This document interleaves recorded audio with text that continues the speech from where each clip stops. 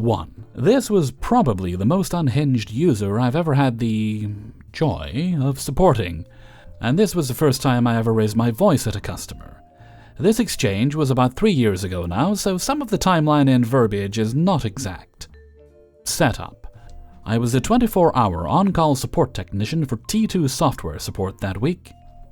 Our company has a 24-hour T1 software support team that directly receives calls from customers and escalates to T2 when it surpasses their knowledge.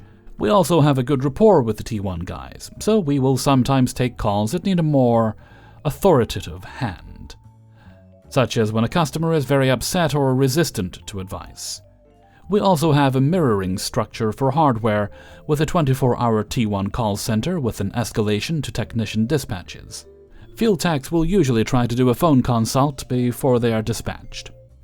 Also, there are no managers available after hours unless there is an absolute extreme emergency, for which there is no precedent of action. During the day, this would have been a let me get our manager situation, but in this case, it was on me to just get them back up however I could. The on-call phone rings around 11 p.m. T1 says, "Hey, Vi, I got a really heated customer here." They give me a brief description of the issue. "She called me a few hours ago, but she was very adamant that she did not want to troubleshoot with me at the time. I asked her to call me back when she was ready, and she just did. But now she's really hot and demanding to be escalated because her site has been down for so long. She's claiming that we did not help her enough, though I'm not sure how we could have. I'm sorry, but do you mind helping here?" Yeah, that's fine. I gather more information about the issue. When did she first call in?" "First call was 6 p.m., so they've been down about 5 hours. "Crap. Okay, I'll handle it. Thanks," and hang up. I give her a call, and she snatches the phone up before the first ring is over. "Yes, hello, this is Vi with..." Word vomiting while I periodically try to interject. "Why have you taken so long to fix this issue? We have been down for 5 hours and my manager is breathing down my neck, but you guys have done nothing but waste my time and not respond, and we are paying 20 an hour. Why are we even paying you?" "Ma'am, I do apologize, but we were told that you were not able to troubleshoot with us when you initially called. We were ready to assist, but did not hear..." "Bull! I called you 3 times after you guys did absolutely nothing but tell me it's probably a software issue." "Oh, I'm confused. Yes, ma'am? It does indeed appear to be a software issue.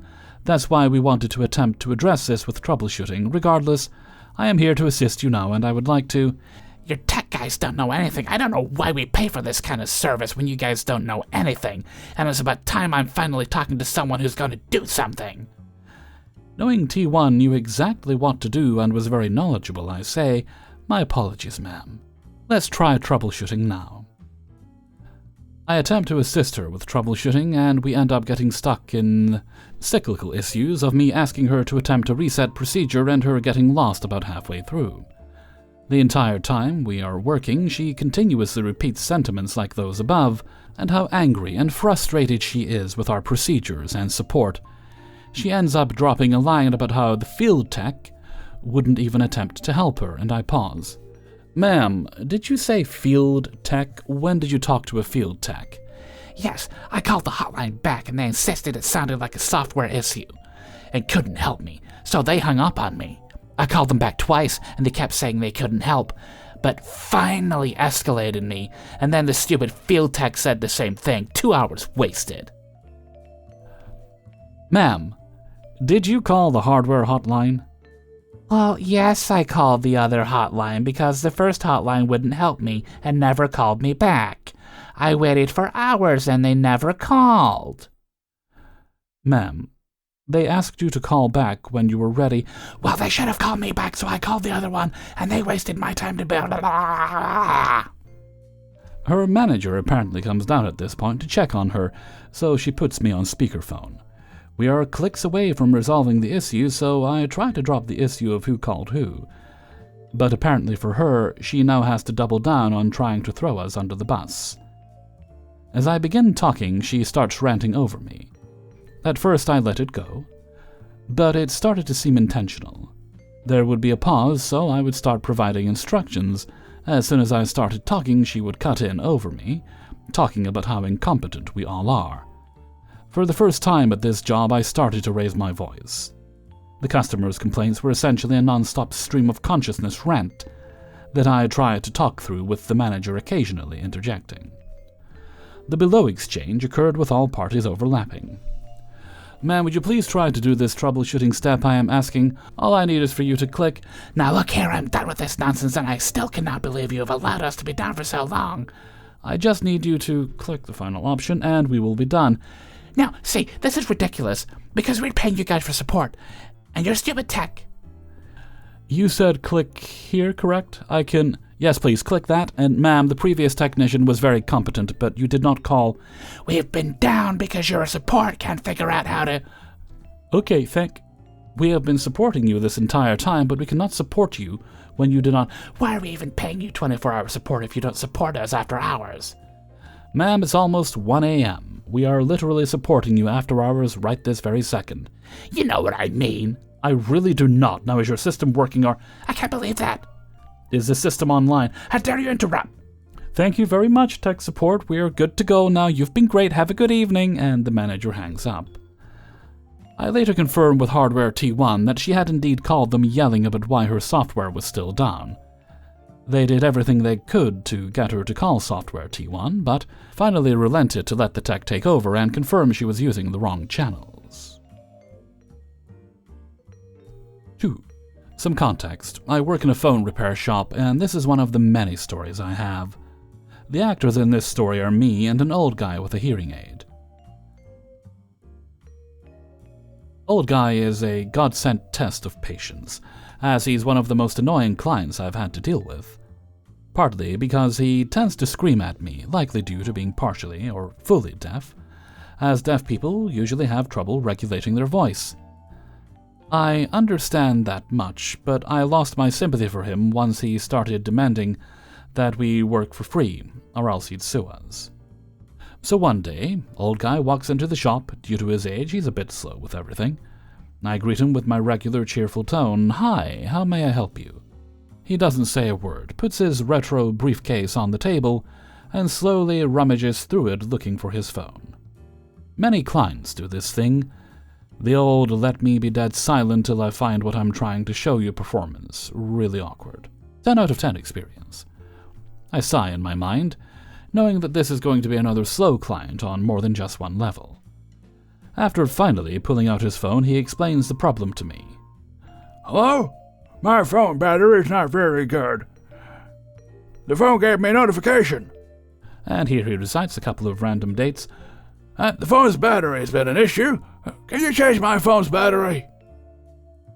Now, we can do that, but note that this phone is old AF, a Samsung Galaxy J3, 2016. It won't receive any software updates, the OS is filled with unneeded temporary files, and therefore prone to bugs. Maybe it's as slow as he is on the uptake. I answered that yes, we can. He agrees, we changed the battery, and he has returned the phone. Interaction ended, or so I thought. This was nowhere near the last time I had to see this guy.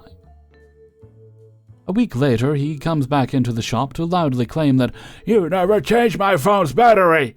I still get the error message about the battery. Change it or I will sue you." I assure him that we definitely changed the battery, but he wasn't going to hear it. I explained it all, yet it seemed he didn't hear me and continued his accusations. I tried talking louder, but this guy was having none of it. "Either change the battery, for free mind you, or I will sue you," he shouted. I tried to the very best of my ability to nicely explain to him that we didn't want to scam him.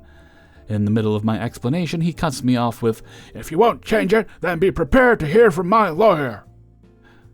And then he storms out at the pace of a continental drift. Cue next month. When he returns, he does the whole ritual again, slowly walking up, dead silence, opening his briefcase, looking for his phone and paper note, and then begins screaming, "I got the battery error message again," and gives me the date, "as well as last week. Change the battery or else." I try to make him understand that the error message was probably due to his phone's old age. I asked maybe the phone's OS didn't recognize the change of battery and is giving this faulty message. Did the battery life change for you? How long does it last? He replied, So you won't change it? Fine, then wait to hear from my lawyer. And he drifts away again. God almighty, please give me strength. After 3 months, he returns, same ritual. He claims we scammed him. I try to be reasonable, although much less nicer than I was at the beginning. Same result, he will sue us, and at this point, I hope he does. I'd much rather deal with lawyers than being screamed in the face for the umpteenth time, while trying to convince him otherwise, because that is exhausting. He came back a few more times saying that he reported us to the authorities, and despite that, demanded that we change his battery for free again. We never heard from any lawyer or consumer protection, but I can still hear him scream in my head. 3. I am vaguely aware that there is a precedent to do some scene setting before these posts, but I think this will be more entertaining, as the details are completed as relevant. Also, this was from some time ago, so won't be verbatim, and I have deliberately altered or obscured a few elements for animosity's sake. However, everything swapped in is of equivalent level. Why am I writing this? A. I have insomnia this evening. B. I have been invited back this year, so it reminded me of this which happened last summer. C. Why not? Hopefully my confusing experience will make someone smile. My tale starts with me, male 30, smoking a cigarette in a car park outside a hotel. I had never been to this place before. In fact, I had never been to this state before, so I was somewhat frazzled, despite eventually finding my destination, and I was trying to calm and focus before entering the building. This wasn't going well. I wasn't really looking forward to what I had to do. Rather lost in thought, I became aware of a very loud, rather short, even with high heels, young lady in her 20s staring at me expectantly. What are you doing? The tables are in a diamond, not even. This must be changed. The guests will be here any minute. Huh? I say. What is wrong with you? She grabs my arm and starts half pulling, half frog-marching me into the building. We have very important people coming to this, people from all over the world. This will not do. You will embarrass us. I attempt to get a word in and fail miserably. At this point, we have gone past check-in, through a series of double doors and corridors, and at the entrance of a rather imposing auditorium. Happy continues. What I need you to do is move these tables here, here, and here. Happy goes on to explain in great detail how she wants the room to look. At this point, probably a good time to make the first of a couple of notes about myself. I was wearing a black suit. In fact, a reasonably expensive suit, not that it matters, as I do have the general appearance of the offspring of a garden gnome that got too amorous with a Valkyrie. So beard, heavy-set features, incredibly broad but not particularly tall. Or like every mover, door security, or general's dog body. The assumption that I'm here to do things is well established and usually cleared up with happy to help if I can, but I don't work, have any control, am actually one of the guests. Therefore the situation is not unknown and not too concerning. The next bit was slightly more odd. Happy finally finishes explaining. I'm really sorry, but I'm not a member of staff. I don't think they'd be happy for me to move their furniture. I don't need excuses. Get on with it. We're paying you well, so just do as I say. I'm waiting for someone from Britain who is very important to the event. Sorry? Why are you sorry? Are you waiting for the speaker for this charity event? That is none of your business. Snaps on her heel, walking off. Just get on with it. At this point I was rather dumbfounded, mainly because as the bouncer from New York M&M store once told me, "You sound just like someone from Mary Poppins's." I speak in a very English way, using sorry as an exclamation as much as anything else. I'm so English I've been known to say hello when surprised. Hello? I would have thought this would have at least opened up a small question in her mind about who I was and why I might be there. However, this nuance of my speaking voice had clearly been missed. This left me with a couple of quandaries. One, was what I should do with the chair situation. The second was whether I should go back to her, but was somewhat concerned as they had described them as important, and that is a very relative term. And 3, I had no idea where I was again. Issue 3 solved first when a very nice cleaning lady stopped and asked if I needed help. I didn't really know what to say, and I just asked if I could be shown where the front desk was. As I was just sitting there, the CEO of the particular charity running the event hustled over to introduce herself in person and thanked me for being there. We were quickly joined by 2 or 3 colleagues who we both knew, mostly through video chat, and the whole chair issue rather floated to the back of my mind. That was until, what do you think you're doing?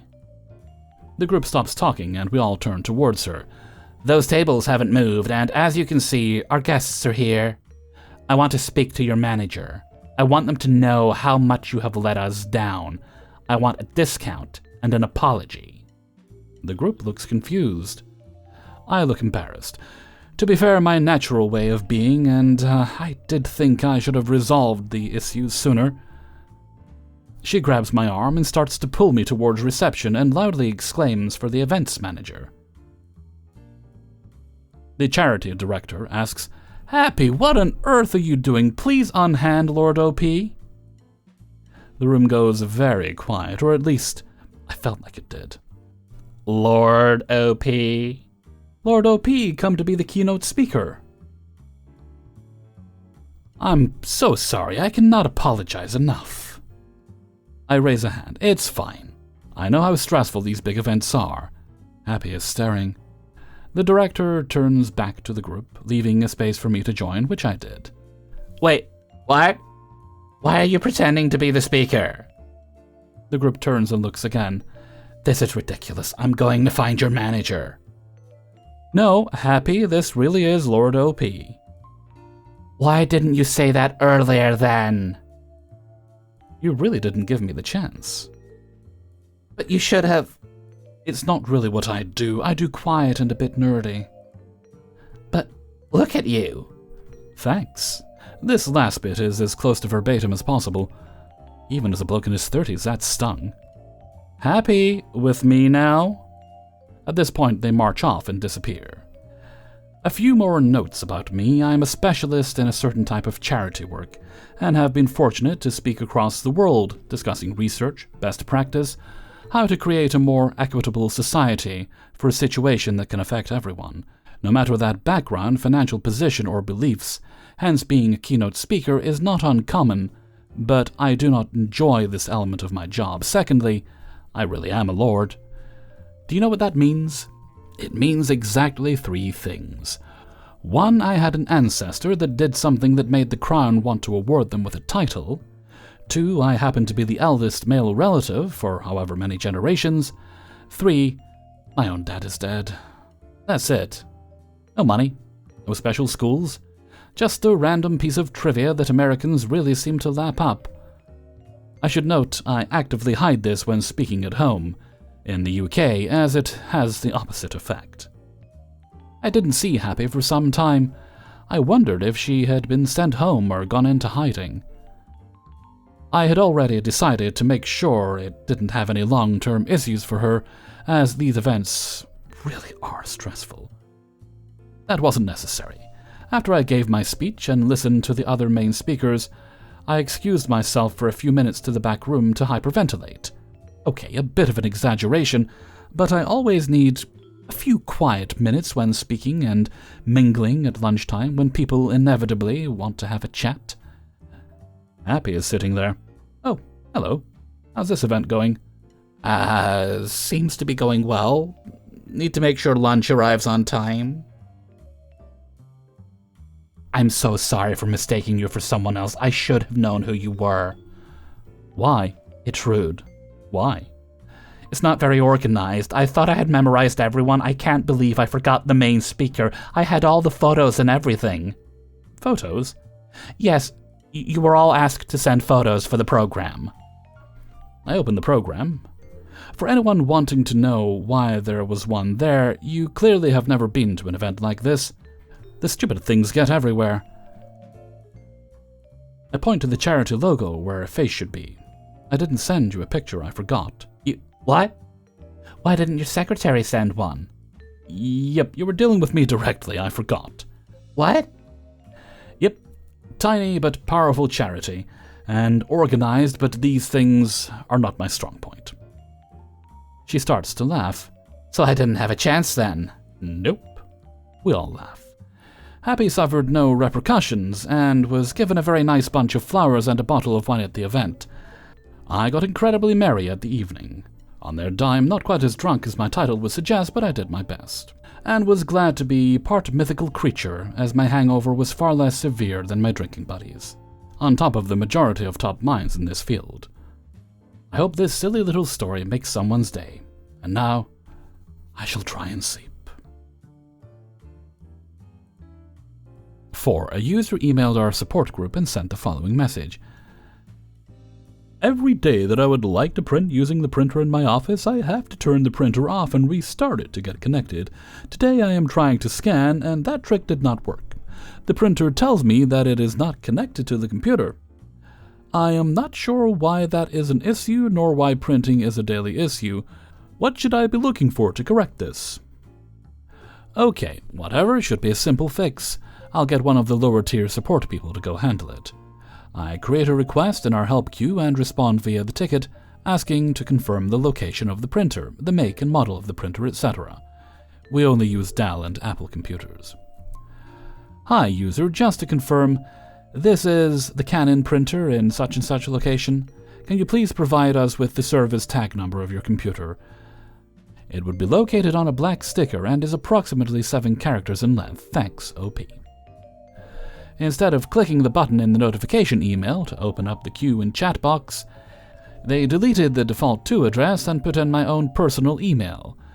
An email that is essentially an abandoned inbox. I just so happened to notice it when signing into that account.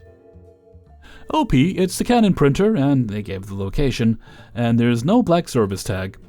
User. I respond via email that this will be the only communication for me via this channel, and I explained how to properly use the ticket system. Hi user, if responding via email, please do not change who the email goes to. It will automatically add your reply to our request queue, so our entire team is able to see your response. I do not regularly check this inbox, so I sometimes will miss messages that come to it. I use a primary email. This account is just a role account for administrative IT purposes. Alternatively, you can click the View Comments button and it will open the ticket in a new tab of your web browser. I will add these to your notes in the request we've created. All further correspondence should be done via the ticket system. Thanks, OP. Sure enough, 5 minutes later and we have another email in the same abandoned inbox. OP, understood, but I prefer dealing with a person. That way, I know that someone is responsible. Like, if anything, the ticketing system keeps us more responsible and it allows the entire team to stay caught up on a ticket, so they can pick it up if necessary. Original tech gets sick, has other meetings, etc. At this point, I'm not going to respond until they reply via the proper way. They've used the system before. 5. True story. This happened to me personally. Several years ago, I worked for a well-known UK telephone and broadband network. One fine sunny day, a little under a year since I started and within probation period, I received a morning appointment job. 0800 to 1300 hours is when you have to be there. I phoned ahead, no answer. I drove, knocked on the door, nothing, knocked again, nothing. Knocked again, and finally a very bedraggled, long-haired gentleman appeared at the upstairs window. I explained who I was and watched as realization dawned on him, and was invited to go through the unlocked door and come upstairs to the flat. I reiterate that I was within my first year, still a probationer, and as such was generally worried they'd find something to get rid of me. I hoisted my tool bag and entered. As I ascended the stairs, the most horrendous smell hit me and only got worse the further I went. By the top step, I was retching, fearing I'd actually throw up in someone's flat. I noticed a slither of light from the window he'd answered at earlier, and rushed past some boxes to open it and gulp clean air. Having composed myself slightly, fully opening the curtain, I realized that the smell had been a mix of man fell asleep on sofa every night mixed with general uncleanliness and a heavy dollop of cat feces covering the floor. I counted 17 in a square yard. The gentleman looked slightly puzzled by my dry heaving, but was mortally insulted when I held my breath and left the flat to return with latex gloves, overboots, and a half-face respirator. Think gas mask without the eye bit. A noisy line is what had been reported, so I progressed to discern the source of the noise. At the phone socket, a slightly yellowing fluid substance seemed to be the cause of the circuit corrosion. I tentatively took a sniff and realized it was feline urine. Socket replaced, tests finished, proved line clear, and then I turned to tell him the cause. You want a cup of tea? No, I don't, my brain screamed. No thanks, my voice actually said. The noise was caused by the cats peeing on the socket. They go in the litter box. No, they don't. It's clean. They go everywhere else. The floor's covered in it. I'm done, say my goodbyes, and resolve to never step foot in there again. 2 weeks later, noise fault, same flat. Job comes to me because I was there last. I knock on the door wearing overboots, latex gloves, and gas mask. He answers the door, sees me, and says, I've cleaned since you were here. We go up. True, he has attempted to clean, but the magazines are stuck to the carpet by substances unknown. The noise fault is again due to a yellowy liquid in the socket. I change it again, test everything, prove line clear, and tape a bag on the wall as a best effort attempt. 2 years later, the new tenant of the flat is having the line upgraded, and is wondering why the landlady is insistent on no pets.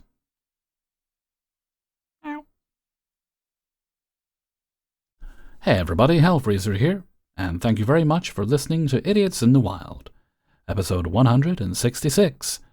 And thank you very much to everybody who allowed me to use their stories in this video. Before you go, please do poke the like button and share the video with friends and family. If you'd like to get early access to these videos, you can easily do that by supporting me on my Patreon page, which is linked in the description, for as little as $1 or more a month. You'll get all the videos at once on a Monday. You'll also find links there to the Hellfreezer Discord if you'd like to join us over there to say hi, as well as the link to the Hellfreezer merchandise store. And if you really enjoyed today's video, then you can leave a tip by clicking on the heart with a $sign underneath, but none of that is ever necessary, though I certainly do appreciate it. Okay, no other business today, so let's move right along to Hellfreezer's question of the day. And today's question is: movie lines you incorporate into your real life, so much so that they're just part of your lexicon, and it sometimes takes you a second to realize you've done it. For me, I've been known to say life finds a way, or I don't know where this first came from. It was probably from a film or a TV show or something. Maybe the real insert whatever was the friends we made along the way, and that's one I have a lot of fun with when I'm talking with Jack. Why don't you let me know what some of yours are in a comment below. And before I go, we'll have the answer of the day from a previous video. And this question was in relation to your favorite fairy tale that still sticks with you as an adult. And today's answer comes from Casey Klaus. Favorite fairy tale? Let's see. Little Red Riding Hood. I can't wait for Hollywood to make a movie called Little Red Riding Hood Werewolf Slayer, and I really want to see that now.